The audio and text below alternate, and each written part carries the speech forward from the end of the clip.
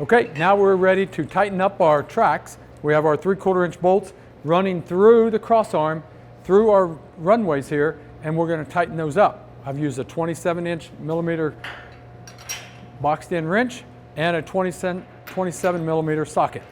And so this is kind of old fashioned way. If you've got this, that's fine. I normally use an impact. I've learned as I've gotten older, it's a whole lot easier to use either an air impact or electric impact. And you can hammer it right into place.